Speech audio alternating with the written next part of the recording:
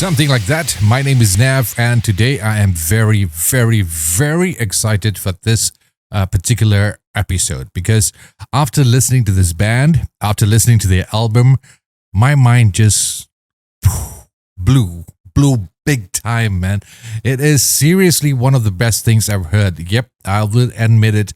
It is one of the best albums that I've heard for 2022, and or at least for the punk rock category. And it's an amazing band, amazing album. I will chat about the album in a bit from now.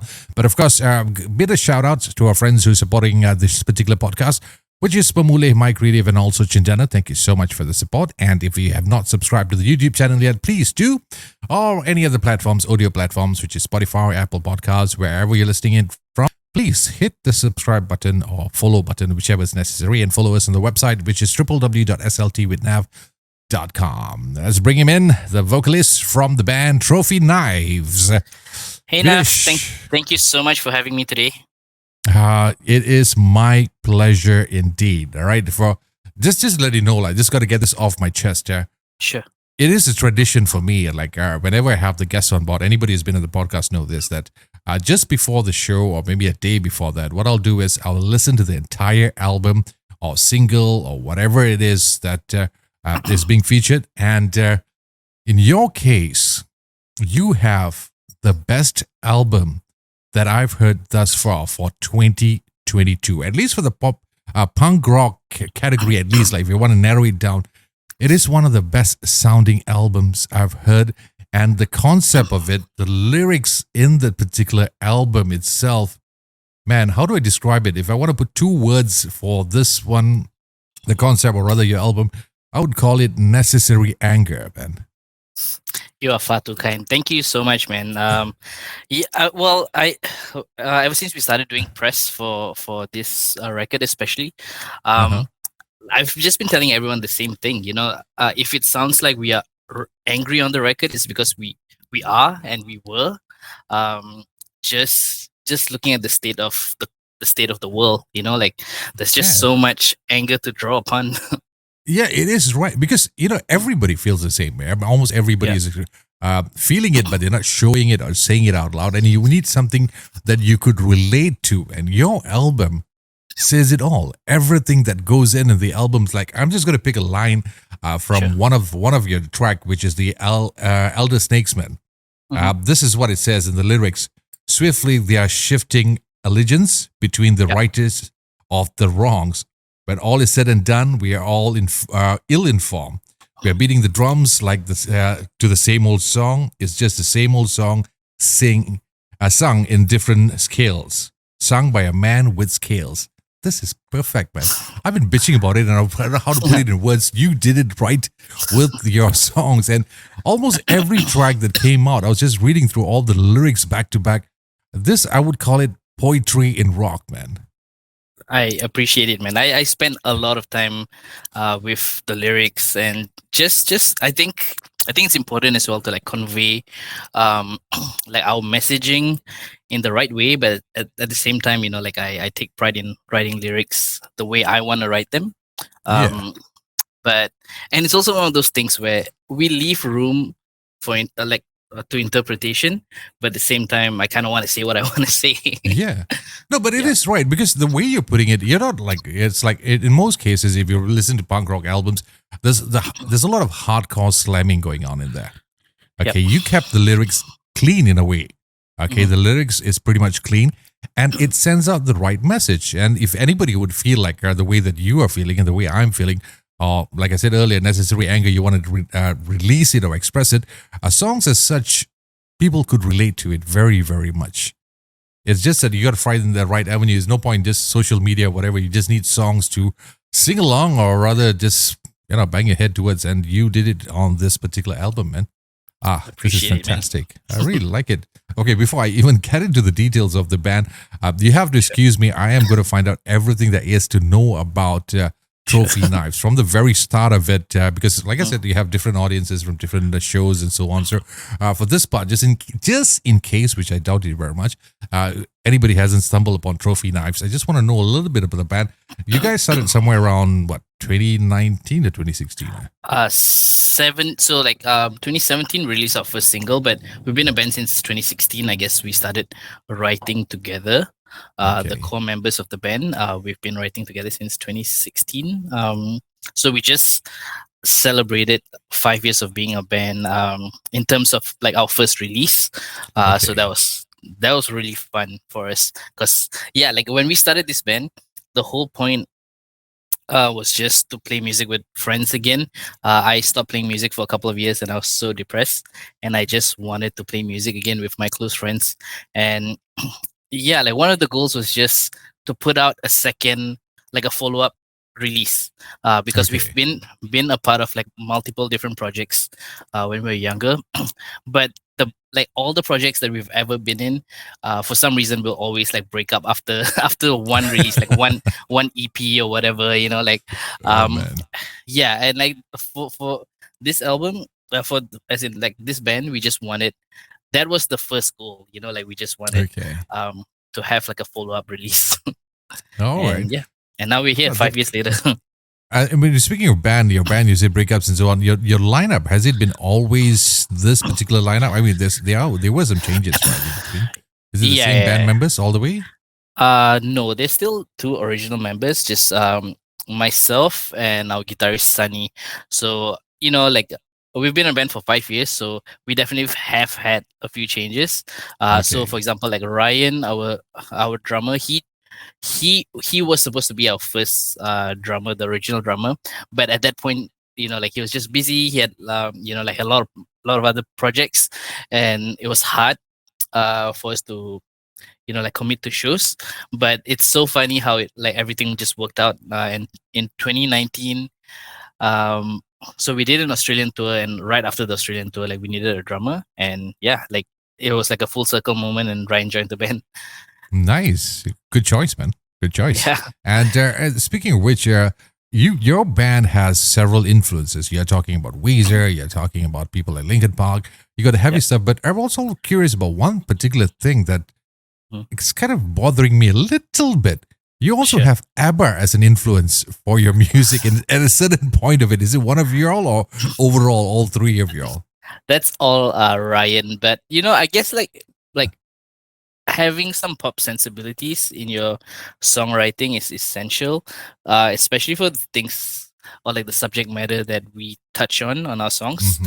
um yeah, a good friend of mine like told me this a while back, like like you'll always attract like bees with honey, and if like Yeah. there's some pop sensibility in your choruses or whatnot, chances are it might be like picked up by people that are not from the punk rock communities. And so it works out in the end.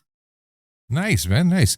Because I was wondering, Ebba, how did Ebba actually influence this whole band itself? Like, okay, but then again, Dave Grohl actually resampled some of Gap Band's music for his track during Nirvana days. So why not Yep. Ebba, man? You could just Sure. actually have that. But also, if I noticed something about your band, your music, your videos, you're very tight and you don't compromise on anything at all. Even your Oh. music, the production of your album, your music, even for the past 2, 3 albums, singles, and the music video details you pay your attention to is amazing. So, is it like your concept, or is it like somebody guiding you through this entire process, or is just the band itself that thinks that, hey, this is how the Trophies Knives is going to sound, even though it's punk rock, we are not going to. I'm going to take it easy on that part.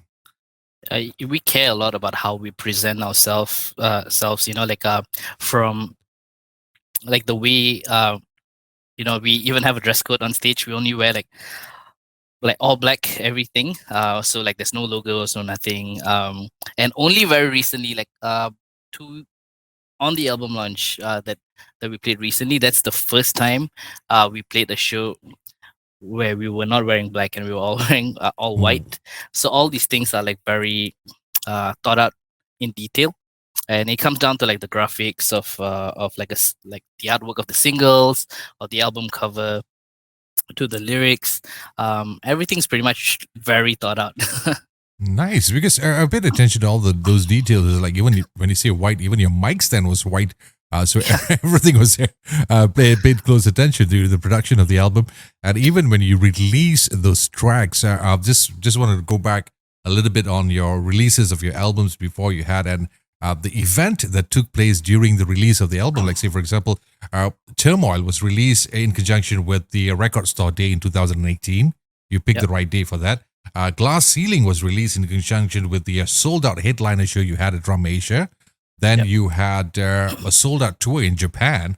And I'm pretty sure you had a sold out shows in Japan tour, and it was featured in the Rock Sound magazine. And that was 2020. So timing, everything seems to be perfect on that part. And recently, even the album Look the Other Way was released on Malaysia Day, 16th of September, right? Yeah. Sorry. I'm Mhm, bad at my geography, history lessons. Right, It's all good. September, right? Yeah, September 16th. Okay, so you plan these things pretty well. Is this like intentional or is this pure coincidence for you?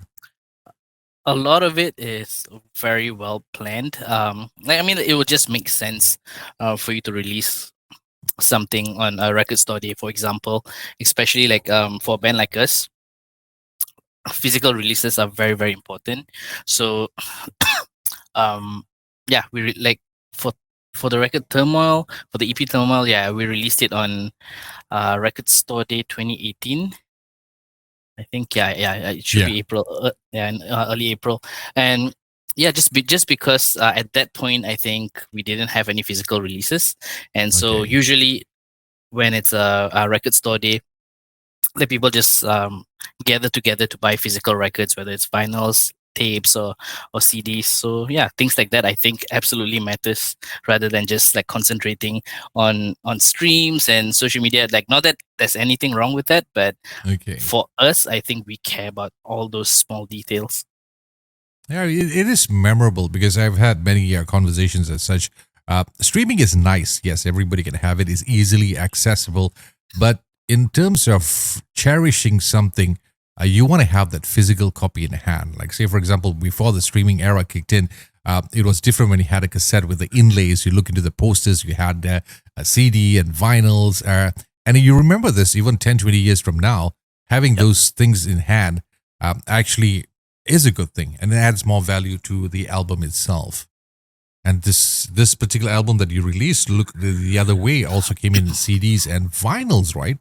Yeah, like we finally put out a record on vinyl. It's something that we've been wanting to do forever. Mm. Um, and I think basically for the past 2 years or so, we've definitely put out. I believe now that we've put out way too much content. Because in in the span of 4 years, at that point, we had 2 EPs and 2 full lengths. Sorry, yeah, 2 EPs and one full length, and we're working on the next full length, which is Look the Other Way now. And so at that point, we were just, like, it felt like we were just putting out too much content, and the only reason we didn't want to rush Look the Other Way is because we were just doing things for ourselves, and one of those things were just to put out a record on vinyl, and we've never done that before. But it takes ages to get these things done. Um, Okay. so it took like a good 6 to 8 months for us to get our vinyl. Wow, that's a long Yes. time, man.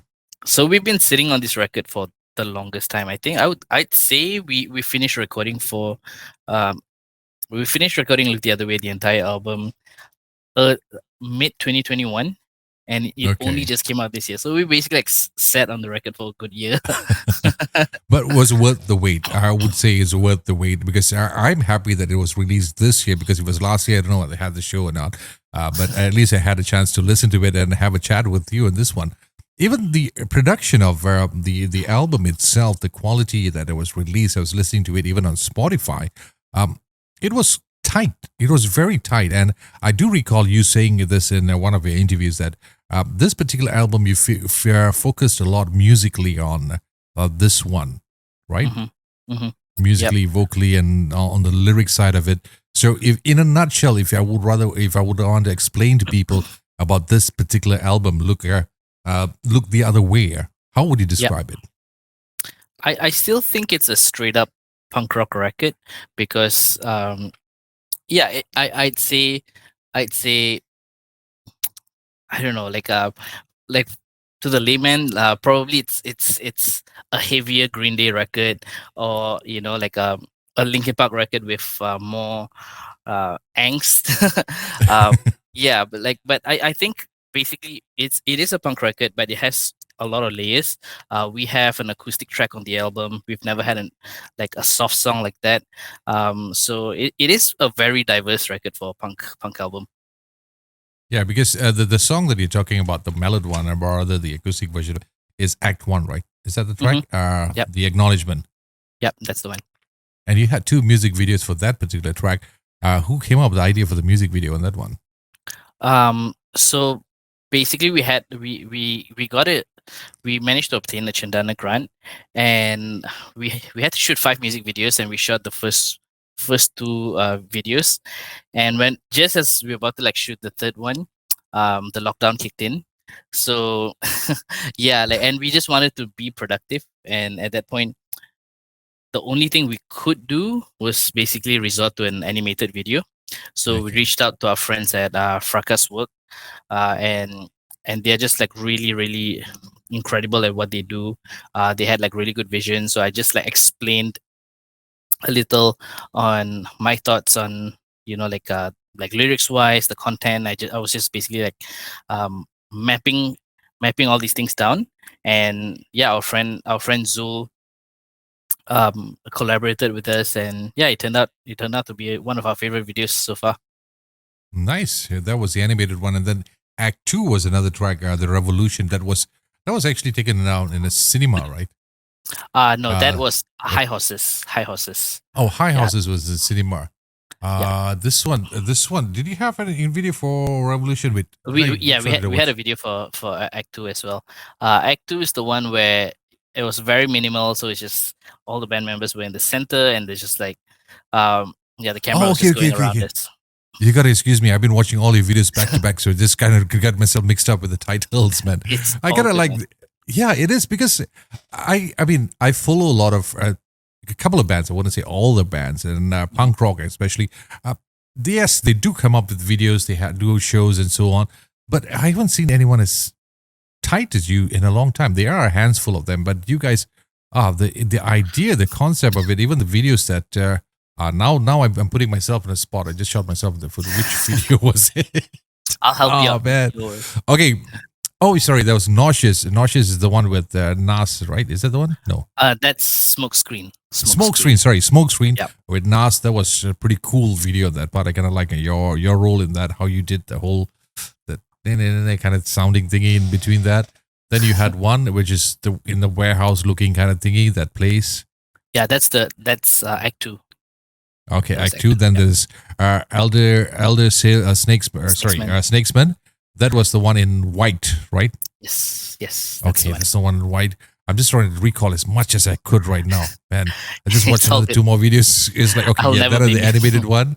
Another one. Okay, good. So, see, if you want to know more, I'm just going to post all the links on the website.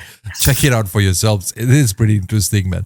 And of course, after coming up with such an album and such music videos and so on, have you had plans on touring? Because you have toured a lot. You have toured not only, I don't know about the local part of it, internationally, you have done your tours in Australia. You did sold out shows in Japan. Mm-hmm. Okay, that's huge. Well, we were like, I'll have to say that for Japan, we were lucky enough to open for this rather popular American band called Tiny Moving Parts. So we were like the supporting act, but we did play to like a sold out audience, which is great. But they were not exactly our audience, but it was still a sold out show, I guess. Okay, just take credit for it. Yeah, but it was fun. Yeah, like absolutely. Like we would love to go back. I think that's the one thing we are working on to head back to Japan, probably mid 2023. Wow. Because I also noticed that people that you have done opening for, you have opened for Miss May I, Crown the Empire, Attilia, Mayday Parade, and many other great artists down there. And of course, everybody says, hey, it's an opening act. But then again, to be picked to open for such bands, I would consider it to be a big deal itself, because it's not like you're just going in for the sake of going in. You're putting up a great show. And of course, being an opening act, there's a lot of pressure in that too, because Mhm. you are kicking off the whole event itself. You're making it strong, and you, how do I put it? You We are got to warm opening the up the crowd. gates. You got to warm up the Yeah, crowd, which is not an easy task. Everybody takes yeah. that for granted, but it's the toughest job of the day. We either And get booed for 30 minutes straight, or some people might respond to us. So it's either or. but I'm pretty sure you had a good response for your acts, right? Opening end for Yeah, them. we've had like a really good time opening for all these acts so far. How is it different from the acts that you've done over there, and in comparison with the ones over here? I don't think there's a lot that's different, as in like just international touring. Yeah, Is that your question? Okay. yeah. Well, I'd say the only thing that is different is the fact that like there's a lot more traveling. Like for example, Australia is one of those things where I love Australia as a nation, and just I love playing shows there. But just we did 10 shows in 12 days, so it was very exhausting. And Australia is huge, right? So and obviously like for a tour like this, and we are one of those bands where we just don't have a budget, so everything is just like DIY, and we try to make it work. And we basically rented a van, and we were driving all Oh, around that's Australia. So that's so so rock and roll, man. so like for example, there's one day where we played a show. Um, we played a show at Adelaide, and the next show was in Melbourne. So we had to do like a 20-hour drive.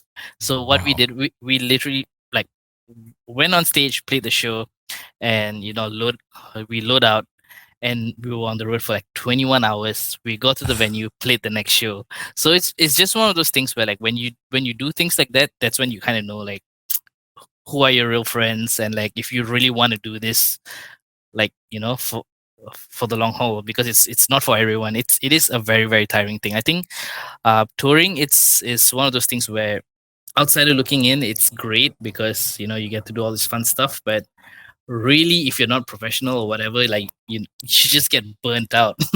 Oh man, but it's an experience, right? At least for the least, at Yeah. least it's a good experience. You can learn whether you want to do it again or you don't want to do it again. Or the next time it's like, okay, I'm not going there if there's no money in it. Yeah, 100%. Yeah. Oh man, but in Like terms if of, if yeah, sorry, yeah, go ahead, continue. go ahead. No, Yeah, like Karen, like Karen. for example, like if we were like 10 years younger, and like like um we were like early 20s or something, yeah, obviously like we would keep wanting to do these things. But after a certain age, you kind of, yeah, like, yeah, I gotta care about like our personal Yeah, well-being and stuff like that. yeah. I could imagine, man. It's like everybody's like, okay, fine, I'm going there. 21 hours of driving. I'll be honest with you, I want to do that, man. Yeah. 21 hours the next day I got to perform. If I'm going to go 20 hours drive, I make sure I rest 2 days and then do a show. But you guys, I can't believe it. But how is it different from like Japan and Australia? It's like the crowd wise. I mean, yes, we talk about the journey and the process, the logistics, but the crowd wise responding to your music, your sound, how is it like there in Very, comparison with both? very, very, very supportive. I think in Japan, very similar crowds, just basically like in Australia and Japan. I think that's the thing with like international markets. Um, I guess also because like currency wise, it's like they're like stronger economically. So like whenever they see any band that they could just relatively hit bang to, or like they can just get into, Mhm. there's a 9 out of 10 chance that they're either gonna buy a shirt or your CDs or vinyls or whatever. So which is great, right, for a band like us. I, that's one way how we make money when we tour, just by selling merch. So yeah, just having people in different countries buying our merch, wearing our stuff, buying our vinyls and CDs, and actually listening to them is it's actually a huge honor to us. Wow, that's nice, man. That's so cool because I was always curious. I had a lot of bands, especially here from Malaysia. They tend to tour in Japan a lot. So I was just curious. It must be a factor on why do Malaysian bands go to Japan and rock it out over there. So I was just wondering why. Do you It's have any always a idea fun what? time. It's always a fun time because, and that's the best thing, because for the most part, um, yeah, I'm pretty sure like there's definitely a language barrier. It's hard. It's extremely hard to communicate with anyone in Japan, but you know, for the most part, like the crowd, they're just into this kind of stuff lah. So which is great, for touring acts. Nice. But how many countries in total have you toured so far? I want to say more than 6 countries, but we do like extensive tours usually. So like if it's Japan or Australia, we would always do like extensive tours. Okay. But like when we do like Southeast Asian dates, it's probably just like the main cities like Bangkok, Singapore, Hong Kong. So it's just like one-off shows where we open for another act. But that's about it lah. Okay, cool. But have you ever had invitations to go to on the European continent side of it? Because you have been featured on some of the magazines. Mhm. Was it the Rock Sound magazine, right? Yeah, that was a UK's Rock Sound strange magazine. yeah, that was a strange one because like I grew up like reading that magazine, and when they reached out, I was even like like I actually thought it was a scam, but but it was cool because so for that they reached out to us because we did a feature track with our friend Chris from this very popular American punk rock band called Anti-Flag, Yeah. and yeah, so that song got picked up and it was on a couple of Spotify playlists, and they just checked out, and they just wanted to promote newer bands, especially in Mhm. the region. So they just reached out, and yeah, it was very very flattering. Nice. Because I was wondering if you've been featured in such magazines. I was wondering always, would there have been an invitation to come over there and do the shows? And because I'm pretty sure the readership would have been pretty huge of us on the other side of it. So it would be cool to have you doing a show over Fing- there. Fingers crossed. I mean, it's something that I would never say no to. Obviously. Yeah, I hope for the best, man. I hope for the best. I wish that happens pretty soon. Now, Thank after you. traveling from all those countries, coming back over here and doing your shows over here, as a band of yours and music as yours, the details or rather the concept of the album, the lyrics, have you ever come across issues with authority? No, maybe when this interview comes out, I don't know. No, um, I'm just saying because everybody seems to be like I've had some bands who actually had those issues before, called upon. But have you ever had that issues before? we've never had, but I guess it's also because we're not very direct with our messaging, like Okay, lyrics wise. It's not like like we don't lean. At least I mean we have our personal beliefs, but yeah, we would never strongly advocate okay, against yeah a okay. certain Because organization. yeah, I have to admit it. When you listen to the whole album, it's not exactly slamming anyone in particular. It was pretty much in general what's going on around the world, man. I think it's more like I think the takeaway that a lot of people can take is just do better, like just do better, like care more about like the struggles of minorities because it's a hard life, like Oh man, it is like because I was looking at one another lyrics that was going on was from the track nauseous. This little bubble that you were been living in, guilt and rent free. I want to see it crumble. It's a lesson that you can't seem to learn. What is going to be here? Let me guess it. A take for you to crumble. yep. That's what. That's a message of trying to get somebody to get rid of that particular group of people or something. Yeah, I'd say so, yeah, it's just about like I just want people to care more, and have like more empathy towards minority communities, and that's basically it. So it's one of those things like if you know, you know. Okay. I know. We're trying to play it safe here for this particular episode. I don't want to get in trouble. The last Yeah. thing I need is like Chilaka, Nav. You put me in so much trouble. No, actually, no. But it is a good album. It is a very, very good album if you're a fan of punk rock and also you're a fan of people, an album with good lyrics. This is a must check out album. It is a fantastic album. And who's been working on the track apart from the band itself in terms of production, producing wise, sound, and the whole details of this album? Could you just help me out It's here? Sure. It's all in house, man. Yeah. So our guitarist Sunny records this, and Ryan records his drums as well.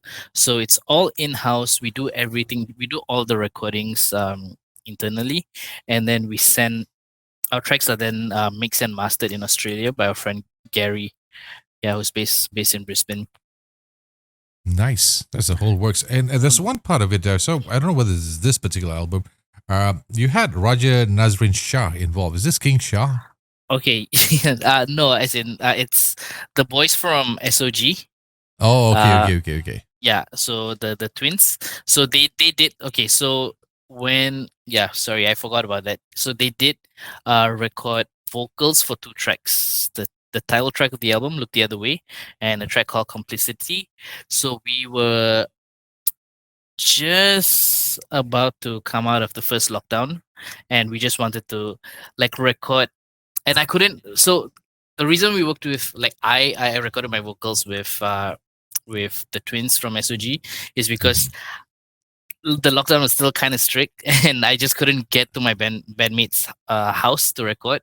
So just like looking at alternatives, but it was such a like eye-opening experience. They're such great dudes. They really know what they're doing. So, and this was before they won the AJL, and Okay. obviously like now, like I know why they are where they are because they just know what they're doing. And Nice. they're Nice, man. yeah, absolutely like great dudes as well.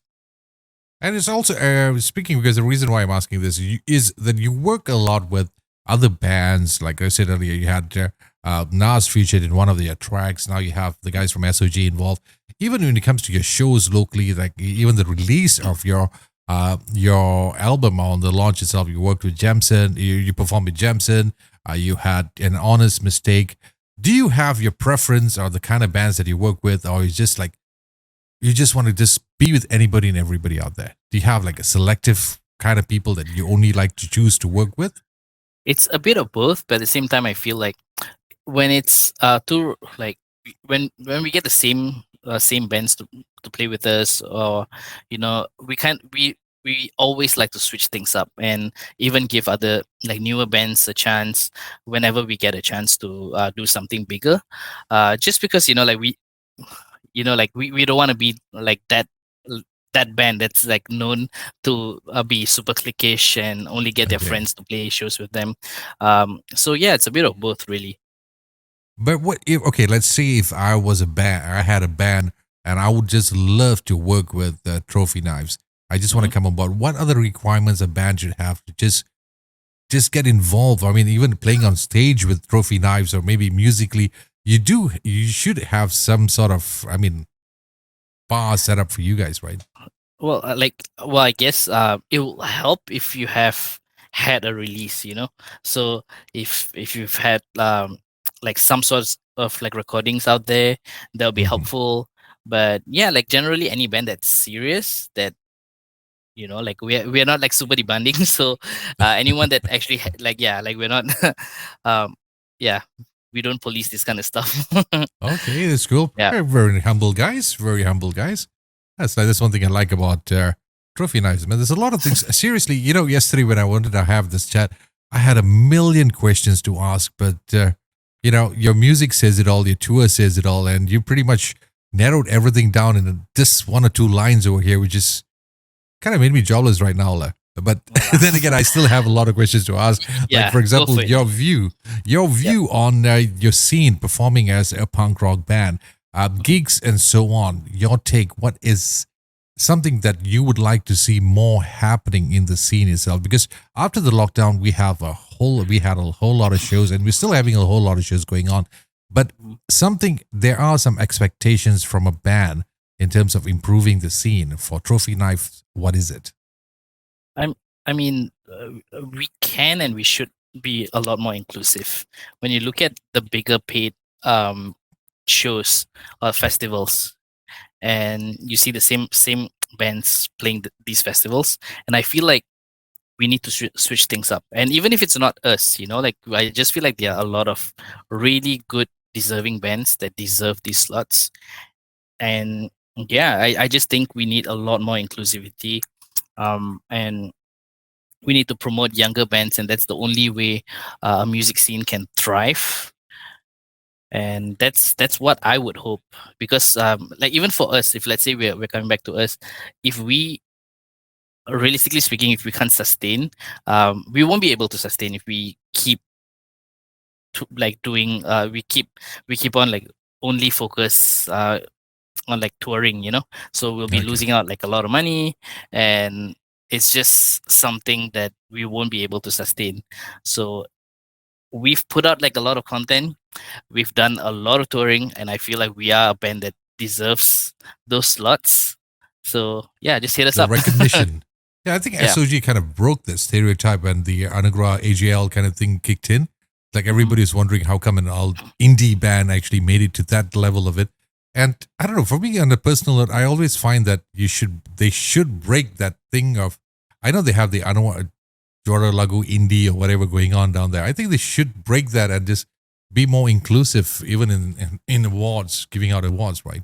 Yeah, of course. I definitely agree. Yeah, because every time the same category when it comes to rock songs is the same 10 bands that you've heard for the past 30 years during my younger childhood days till today. It's still the same 10 guys, 10 bands over there, man. So what's up with what's next for Trophy Knives?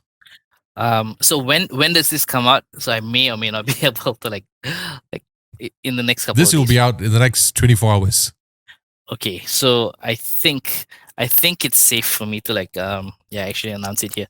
We will be playing this Fred Perry event on Okay. the 11th of December. Mhm. It's on a Sunday. It's going to be at Sentul Depot. Okay. It's going to be a very, very fun time. Yeah, it's going to be a great show. It's a free show, so if you like your tickets free and you're the kind of person that bugs the band for like guest lists and stuff like that, you don't have to do that.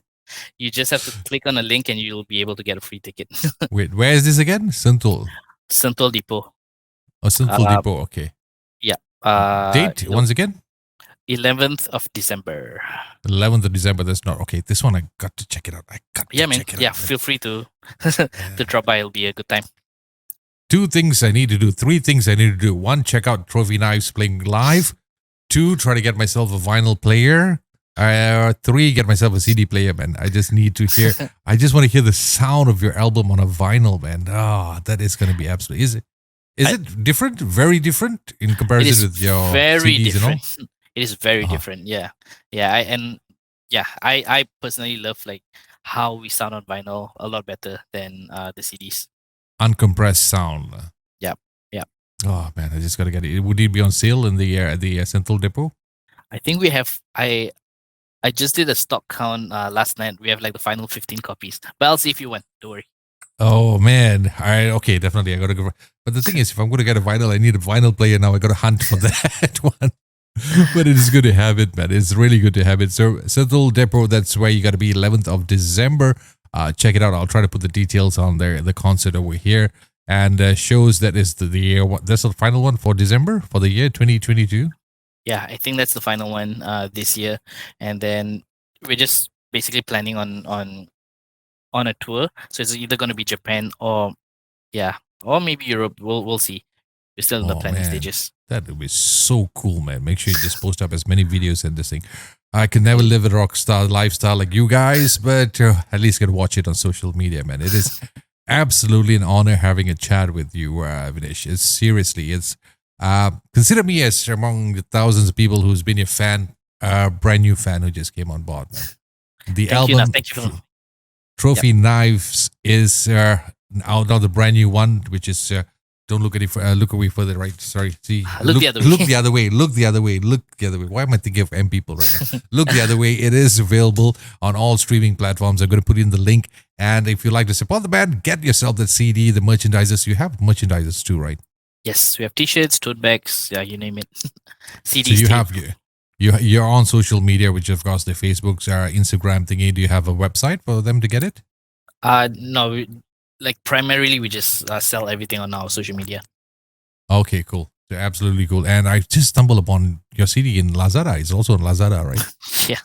Yeah. Okay, so yeah, because usually we just sell all of our stuff to like record stores, and yeah, sometimes they just have it on Lazada. Okay, hey, come on, online shopping. Everybody's busy It's doing great. online shopping. Yeah, it's easy. So get the CD, support your brand, and I wish you all the best in that part. Is that something that you'd like to add on to the before we wrap things up? Well, yeah. Well, basically, if anyone of y'all are listening and you're free, come on over to our show on the 11th of December. It's free, so we'll love to like see you guys there. Cool, man. Absolutely cool. Yeah, definitely 11th of December. 11th of December. I'm going to glue it into my head. I just got to be there, man. So if you find an Indian kid standing in the back corner watching the whole show, you know why, like. you know that's me, like. That's definitely me. Anybody else sharing the stage with you on that particular show? I know Jemson are playing. Okay. Yeah, I haven't got the details on the full lineup yet, but I'll hit you up once I get the please flyer. do. I'll share it as with many people as possible on my side, man. Vinesh, Thanks, thank you very much. All the best. Please, my regards to the other bandmates. And, well, I look forward for the show and more things, great things to come for you, man. Thank you, Nav. Thank you for being so kind. And yeah, I'll see you soon. Yes, thank you very much for coming on board the show, man.